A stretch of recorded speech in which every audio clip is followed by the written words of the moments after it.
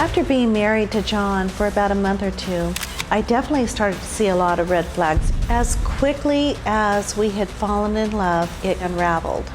I learned that John was not a doctor nor an anesthesiologist, but he was a nurse. I also found out that he had spent time in prison and he had a drug problem, heroin and prescription drugs. Not only had I found out that he had been in jail, but that he had just gotten out a couple days before we met, and a few days later went on a date. When it came to John, I was 100% deceived. With John, I had no idea what to do. I was stuck. What was the first thing that you found out that was really alarming to you? Well, the first thing, I think I went to the mailbox and there was this letter, and it was from an inmate at Theo Lacey. And I opened it, and he ran up and grabbed it out of my hand as fast as he could. It was to him? It was to him. Yeah. And he said, "That's fraud." And I said, "Okay, but what's this all about?" And I was starting to see, things were starting to unravel. A different person slowly evolving. Yeah. And that's when I knew I had made a huge mistake. You knew he lied about a lot, so why were you still staying once it started to unravel? Well, I went and got professional help and asked, what should I do? They told me what he was doing is called coercive control. And you don't just walk away, because that's when you become in major danger. And so I had a forensic psychiatrist working with me.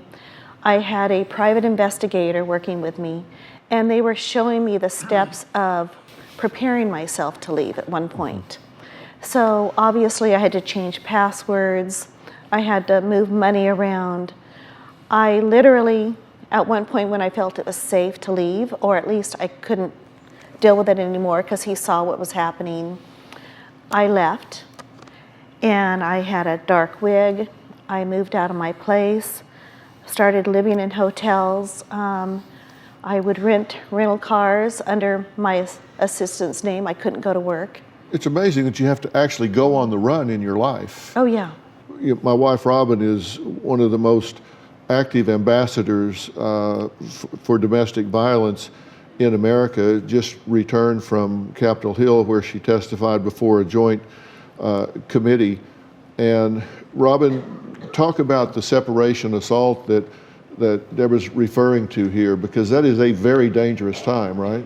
Yes, that is one of the most dangerous times when you're trying to exit a very dangerous relationship. And you seem to be given very important information, because it is a time of preparation. Prepare to leave, not just walk out, because that's when the abuser becomes very aggressive. They feel they've lost control, and they'll do anything to find you.